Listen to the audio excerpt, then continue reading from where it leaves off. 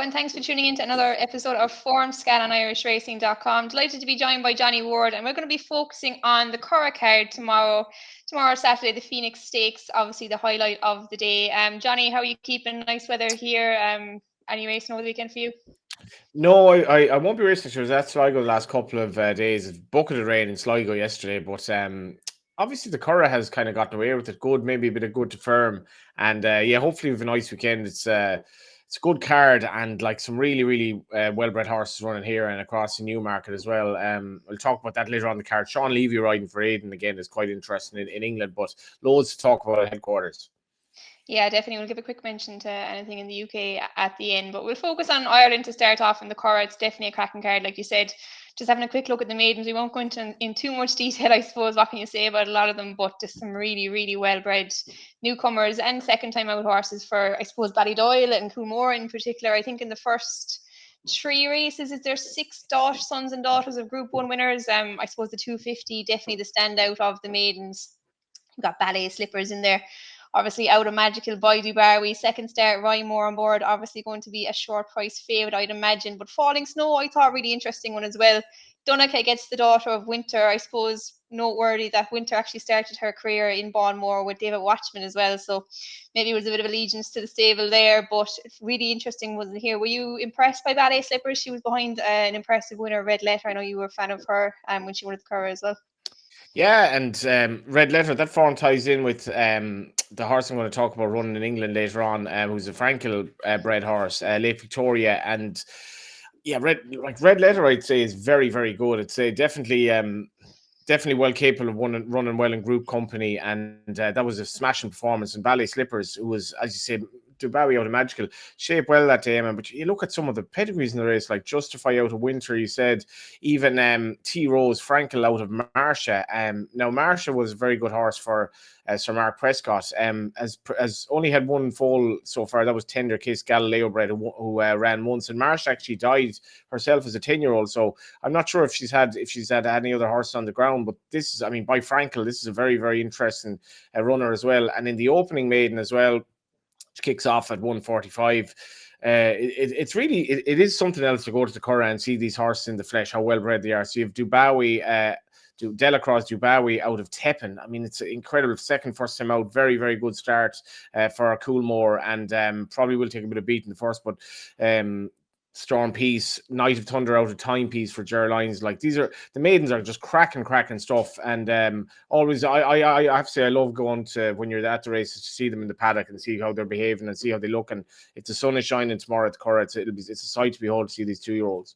Yeah, it'll be a really interesting in the opening 3 races. And I suppose maybe just something to keep a note on there. You can see on the Irish Racing card, Falling Snow, she actually hasn't had a run on the course yet, but a lot of cards won't show yet. But you can see here she actually won a barrier trial back in July for Donnacha. And you can actually see the video of that as well if you click into the card on Irish Racing. So probably something to keep a note on. A lot of cards will have her as never having a run before, but she has some bit of racecourse experience, I suppose, albeit not in a proper race. It's amazing, Emma, the amount of times this is still missed the barrier trials, and like it's brilliant to have that access on the website, because like a lot of I mean, bookmaking is a shadow of what it was, but a lot of the layers miss it. Some other websites, papers miss it as well, so it's great to have that access. Yeah, it's useful. Like a lot of them newcomers in the field, and she has that little bit of experience in a way, which might count in the end. But we'll go on to ones that we know a little bit more about, I suppose, to dive in a little bit deeper. And the 325, there's a cracker, the Phoenix Sprint Stakes. Johnny, I know we've spoken about it plenty on the Irish Angle show. I feel that the UK sprinters, I suppose, and maybe flat horse in general, are a little bit ahead. And I suppose the results in the group races at the Curragh so far this season have proven it. So I suppose you'll probably be drawn to the UK riders here again. I'm actually not, funny enough, but it's just, I mean, it's a very tough race to have a strong opinion on, and it's a cracker for like, what is it, a Group 3? Like, it's a cracking contest and a really good size field as well. And the British horses coming over, despite the fact, as Davy Russell alluded to this week, like, our prize money is nothing too hot. 32 grand here for Group 3. It's middling at best, really, and it's very competitive. Like, all the horses pretty much rated 100 up. And yeah, as I was thinking this lately, Emma, like, I don't know if we even breed horses at all for speed in Ireland. Like, is it a thing to, like, do we have these out and out speedsters that go to like fast stallions, or are we more inclined to kind of breed middle distance horses for whatever reason? And even the horse I fancy here, is trained by David Marnan, and it's a tentative fancy, but he's a 3-year-old Jack Ajaro. He's not bred for this at all. He's by tuner and hot, and plenty of stamina on the dam sides. And I'm actually not entirely sure what his best trip is, but he was eye-catching the last day behind Believing here, 33-1 shot under Luke McAteer. Believing was Even's favourite and won well, but like when he was coming out of the stall, it's Jack Ajaro, like he must have lost 3 or 4 lengths in the sense of how badly he was squeezed up. And funny enough, he broke well, but I think the horses kind of either side of him squeezed him up. He was then squeezed up again and he went backwards. He was only beaten 2.5 lengths. Part of that, he was beaten the length that was over 6 furlongs on yielding at the Curragh, and he really shouldn't have any problem getting 6. For me, the key here is that there should be plenty of pace on. There are plenty of these that will go forward, and that looks pretty much set in stone that there will be a gallop on, and I think that'll definitely play to his strengths. Good to see Shartash back to him actually as a 2-year-old over the course and distance. I think when he won that good 2-year-old as the Railway Stakes, as a 2-year-old when with Johnny Murty, comes back here now with Archie Watson. Moss Tucker obviously at his best would have a chance, and I wouldn't rule out Anna O'Sire as well. John Fean adamant that she really needs top of the ground, like proper top of the ground, and her chance will be enhanced if it's good to firm. But this is a really good race. It is, yeah, and it's looking like probably will be good to firm. Kind of notification from the IHRB this morning that they're going to have some selective watering, so I'd say not a whole pile of rain in the forecast for the Curragh, so should aid her chances as well. You mentioned Moss Tucker there, he'll probably be one of the pace angles. He'd probably want a little bit more of a cut, I suppose. He kind of goes in every ground, but Ken Condon has said in the past, he's probably that little bit better on with a bit of a cut in the ground. But I like Kind of Blue in here for James Fanshawe. Really lightly raced before he headed to Royal Ascot, in the Commonwealth Cup. Fourth there, Group 1 company, really showed himself up well. Went on then third behind Elite Status in Newbury, another really good run. Look, only 4 runs under his belt. He could have any amount of improvement left him, I suppose. And like looking at the record of the British sprinters and just some group races in general, I suppose at the Curragh, they do really well. And Kind of Blue kind of has that upward profile. No prices for it yet, but I'd imagine he'd probably be up there vying for favouritism, but probably could be hard enough to beat in there, I would say. But we'll go on to the 4 o'clock, kind of splitting the group races with the Holden's Rental Handicap. An interesting little contest. Little Queenie comes in here. She won it last year, but I think she was a lot lower in the rates. Was she £15 or so lower? Could be a bit more than that even for Paul Flynn, but she comes in here in gold held. She won last time out. Few more in here. Greek Flower again. She's been competing well in high class handicaps at the Curragh. Johnny, did you have a fancy in this one? I thought it was tough, to be honest, Emma. Like, it's a lot of them are coming in decent form, and like again, it's a sprint handicap where you lead a bit of luck and running, and it's probably one of those races that would produce different results if you were to run it sort of every day for the next week. Zara Ellis coming in, ran behind She's Quality the last day. She's gone up from 70 to 85. She'd have a chance. Samro, just with the form that the Ross Sullivan horse are in, really bolted up at Cork the last day, like ran off 65, and wasn't necessarily a horse that she didn't exactly look like she was not unexposed, and she's gone up £15 for that, which is quite something. Like, just the form that Ross's horses are in, I wouldn't have a strong view on this. At a push, I'd probably go with So Majestic, who was second to Kendall Roy at Cork the last day. That was a 1-2 for the yards. I think it was probably Caitlin Givern's first 1-2. She's a good, promising young trainer. This horse has been progressive as well. Went from 70 to 95 after finishing, was it third in the listed race at Nace earlier on the season, but still looks fairly competitive, and tentative vote for me. Yeah, it's a tough enough looking one, and like you said, Sam Rogue there, Ross and Sullivan horses are flying, but £15 for that Cork win looked a little bit harsh, I thought. Wasn't the strongest contest, and like you said, 6-year-old mare.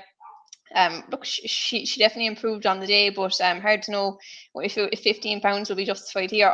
I'd probably give a small shout to Greek Flower. Look, I just think she's been running so well in kind of this type of race at the Curragh. She has to be ridden a bit cold, I suppose, which is a little bit of a worry, but this yard isn't good enough for him recently, and she's only up £3, I think, for her last run behind the Big Gossy, which was a solid one.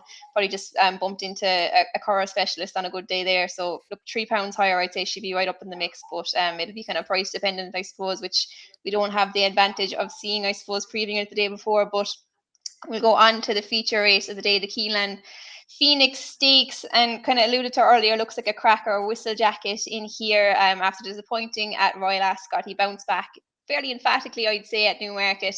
He's in here at 8 to 11 favourite, but it's probably not too often we see kind of a top class 2-year-old colt and a 2-year-old filly facing off. So nice to have the Gerlines Babouche in here to test his credentials. Johnny, we were impressed by Babouche winning last time at the Curragh. I suppose she downed the flag of another high profile Ballydoyle 2-year-old that day. Yeah, I was at Cork when she won first time out, and I felt that she'd an awful lot more on her plate at the Curragh the last day, taking on the Colts, and showed a great attitude, very, very professional again, and did progress from the run at Cork. But she probably has more again to do here. Like, she's put in second favourite. Where Camille Passaro comes in relative to the other 2-year-olds from Ballydoyle is kind of hard to know, and I think it's interesting to see No Nay Never going forward. I still don't think he's had a classic winner in these parts, and like, you're kind of waiting for this proper horse by No Nay Never to emerge, and maybe it will be Whistle Jacket.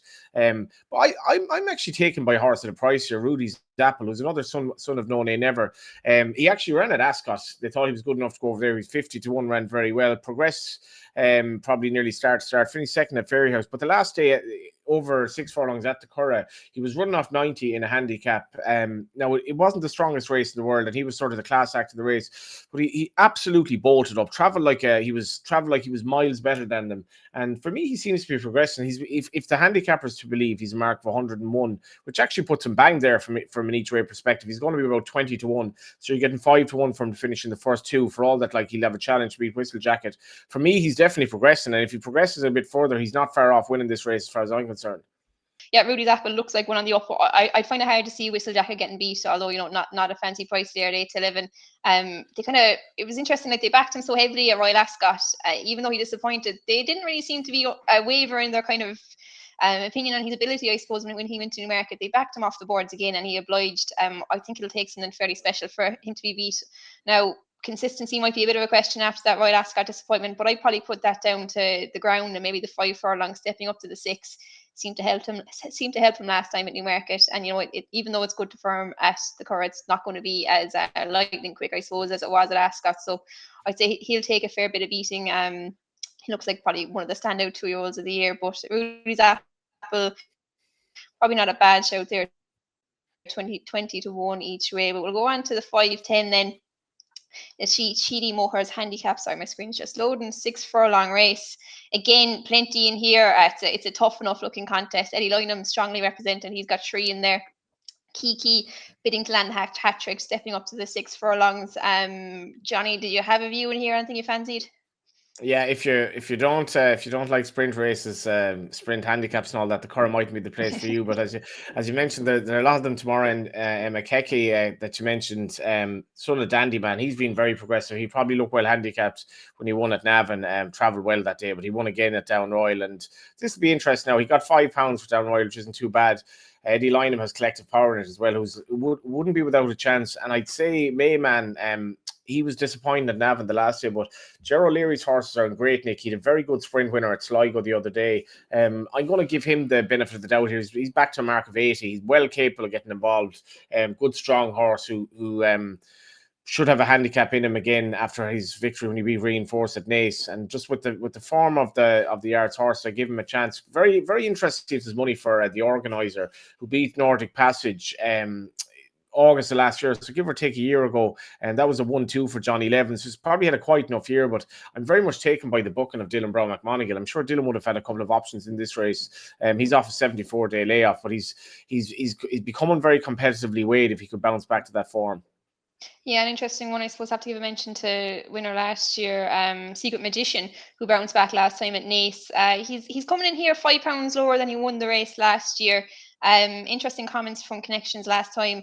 He had the cheek pieces on first time that time and seemed to bring out a little bit of improvement in him. He looks kind of like a lazy Nuffle type of sort. And I think we're both kind of big fans of Wayne Hassett, and Martin Hassett can definitely produce a horse in these handicaps on the big days of the Curragh. So Secret Magician, £5 lower than winning this last year, has to have a bit of a shout. But one who I was fairly taken by at Galway last week, Lucky Out for Tom Mullins, and interesting to see Colin Keane gets the ride. Obviously, Chey M normally partners but he's over and riding in the Sugar Cup in Ascot. So Colin Keane steps in, like you said, kind of similar to Dylan Brown. You'd imagine he probably would have had a choice of a few of these. She just looks a really progressive filly. She hadn't done a whole pile of running. I suppose it was her second time in the handicap when she got off the mark at Galway. She looked keen enough that day. Now, interesting, Connection said she was very straightforward, but she put the race to bed fairly easy. Looks to have a fairly big engine. Dropping back to the 6 furlongs here. look, she's progressive and interesting. Shamie Heffernan said she could have a future, and he wouldn't, I suppose, hype them up too much unless he liked them. So look, she's progressive, she's lightly raced. Secret Magician maybe the more hardy handicapper, but Lucky Out kind of could have more upward profile. So interesting to see what kind of price she opens up at, I suppose. Onto the last race of the day, then, not a sprint handicap, I suppose, for a change. The 1 mile La Celia Wines handicap. Look, I found this one really, really difficult. I suppose the starting point will be the Gerlines train quadruple under the champion jockey. Interesting, I suppose it was won last year by Crystal Black. I think he was rated 77 at the time. Now rated 111 and Melbourne Cup bound. Is there anything that progressive in here, do you think, Johnny? Yeah, there might be, but I'm not sure if I'll find it. And it's mad. Jerkeen with Genuine Article. It's been a great story with Crystal Black. It's been possibly the story of the summer on the flat in some respects, and to see the crack that they're getting out of it. But in fairness, sure is a good chance of winning this again with Genuine Article. It's possible that the run at Galway the last day, Grey Leader was tough. And in fairness to Genuine Article, like he probably traded short in the run, but he looked like he kind of had every chance, and he was able to get handy.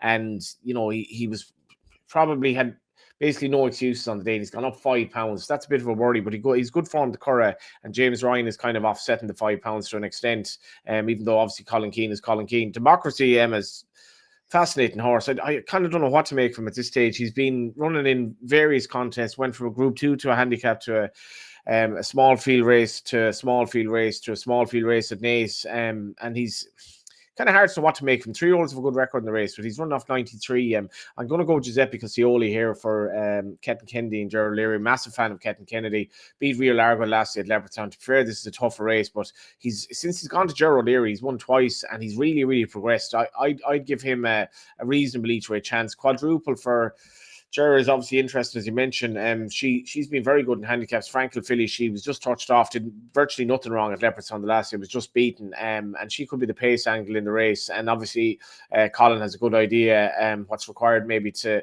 beat Genuine Article with cheek piece on for the first time. But Giuseppe Cassioli for me is solid. Big fan of young Ketton Kennedy. As you mentioned, Wayne Hassett, they're my two kind of go-to apprentice riders in Ireland at the moment.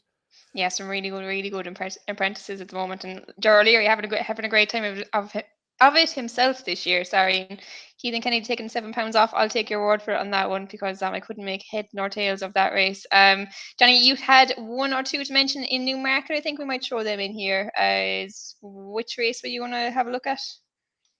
Yeah, it's good. It's actually only, I'm not entirely sure what the reasoning for this is, but it's just a 6-race card at Newmarket. So which is very, very rare and practically unheard of in Ireland these days. But we've one horse definitely of interest. I'm really keen to see how Lake Victoria gets on in the Sweet Solara Stakes. So that's the 340 race, and you mentioned the maiden first time out. You mentioned the maiden earlier, Emma, in which Lake Victoria won. She beat Red Letter, and it was kind of one of those. The two Frankel horses are kind of one of those races that if it were run again, Red Letter might have actually beaten her. But it's clear that Red Letter is very, very good, and Lake Victoria, Ryan Moore rode her that day. And basically what Aidan O'Brien said afterwards is that she was quite green in front. Frankel Philly's first time out, I'd imagine, there have to be they will be green. Like a lot of the Frankel horses are, a little bit about their mind, and they will take a bit of racing. This horse, Lake Victoria, is out of a Quiet Reflection. One of these staggeringly well-bred horses that Aidan has. Quiet Reflection was very, very good for Carl Burke back in the day. But what's really interesting, I suppose, here from the perspective of the story, is Sean Levy riding for Aidan. I think it might be his second ride for Aidan in England this season. But like going back to, if I'm correct, I think he's never ridden a winner for Aidan in Britain. And obviously Sean Guinea's winning rider this season and all of that. This is a lovely ride to pick up. She looks extremely good to me. I think the two horses at Curragh were probably exceptional that day. And you mentioned, we'll see if the form works out. Collateral form from Red Letter later on or earlier on in the Curragh. But without knowing a great deal in terms of what she's taken on, I will definitely be back in Lake Victoria at around about 6-4 tomorrow. She looks very, very special. She does indeed, and it's kind of mouth-watering to see the kind of quality of these, like Ballydoyle or even just Coolmore 2-year-olds, like over the weekend. The strength and depth they have, like even this time of the season, to be still bringing them out, it's fairly incredible. And like you said, Sean Levy started off with Aidan, obviously, so nice to see him get a big winner on the board for him. I think, did he ride one of the pacemakers for Augusta Roland there a few weeks ago? That was probably one of That his could rides be it, yeah. there. Yeah, I think that might have been it. But look, I think we've gone through kind of the majority of the action. Will you be watching the Curragh Cup? Would that interest you at all in Ascot? It doesn't actually, no. Like, I mean, these things, maybe they're for some people. It doesn't really interest me. And I'm all for things being tried and all that, but so sometimes it just doesn't float my boat, and I think it probably doesn't get that much headlines as well, for a good reason. But no, it's a cracking day's racing to be watching between the two jurisdictions, and just some of the 2-year-olds running, as I say, it's just brilliant stuff tomorrow altogether. Definitely. And before you go, Johnny, I'll get you to give a nap of the weekend if you have one. Yeah, I'm going to give Lake Victoria in the race with Newmarket, stepping up into Group 3, obviously taking on the home host. But I just really taken with her at Curragh. I think she could be quite special. Be a good day for Aidan O'Brien, so in the Curragh and in Newmarket. But I'm going to give one actually away from the action we've been talking about over to Kilbeggan. Obviously no prices for this, but I just thought Candana was definitely a massive standout. First time in a handicap chase. He won a beginner's chase there in Tremor. Look, probably wasn't the strongest contest, but backed it up then over hurdles. That form has been franked the second that day, went out and won in Cartmel next time out. This just looks a really weak contest, and we talked about Ross O'Sullivan a bit earlier on in the show. Like, his horses are flying, and this horse is a really solid summer performer. Rated 108. Look, he's climbing up the handicap, but in this kind of a race, on a track that he handles, Kilbeggan can be a tricky one, but he does handle it. He should be able to get the hat trick, I'd imagine, for the How's Your Father syndicate, who really enjoy the race, and so they'll be a great team. I met them. Yeah, I met them a bit at the race, Emma. They have the scarves, and like I was on about this obviously on our podcast earlier in the week, that if you can get like connections in a parade ring that enjoy the race, and a good syndicate and a good bunch of owners, and that was definitely the case in Mallow on Monday. The Candana crew, like, you'll always see them at the races, fathers and sons. They love the racing. And to be honest now, when this horse ran at Kilbeggan the last day back over hurdles, I thought he had a bit of work on. It was a really competitive race. The way he travelled, he was very good. And I like leading light horses. He's a very good attitude. I actually think he's probably better over fences, so I can completely see why you mentioned him. I will mention Run for Oscar as well. Charles said this horse hasn't won since he won, was the Cesarewitch. I was actually confused. Charles was telling me at the race he hadn't had a winner in a while, and I had a brain freeze. Now, I thought he was on about his yard form. He's on about Run for Oscar, who hasn't won a race in a while, but he's really looking forward to him running the Joe Cooney Memorial Hurdle over 3 miles 1. That's the race that precedes Candana. Yeah, nice little card at Kilbeggan as well as the Curragh. So plenty of action on. We've no prices for them, obviously, so it's kind of hard to judge it. But can I just say as well, Emma, just on that, before we wrap, sorry, obviously Kilbeggan have had a trying year, but I've gotten a really good vibe from the people working there, the people who have kept the show going since Paddy Dunnick, and they're doing a really good job. The crowds have been good there, and the race course is very much alive and kicking. It kind of has access to a lot of kind of urban areas in the Midlands, and it probably has even more potential and it's kind of realised so far. But Kilbeggan is flying it at the moment, and a great place to go racing. It is. I've only been there leading up horses now, but it always seems like there's massive crack around the course. There's always music playing. The only thing I don't like about it is the stable yard is right down at the bottom of the street. Yeah. You have to walk about a mile up if you have a horse. And if you have two one race after the other, it's tough going. But it's a great track, and I've been looking at kind of pictures from Healy's there all week, and the summer tracks, like you were in Sligo there last night, and Roscommon earlier in the week. Like, the crowds they get is incredible. Like, even in the midweek evening meetings, they're doing a great job, and Kilbeggan definitely falls into that bracket as well. But yeah, it's a great car there tomorrow night, and if you would keep an eye out there as well, on top of the Curragh ones. But thanks a million, Johnny, for coming on, and we'll be back again Monday, obviously, to talk about any news that happened during the weekend, just review the race in action as well. So thanks for tuning in. If you're going to have a bet this weekend, make sure to gamble responsibly as well.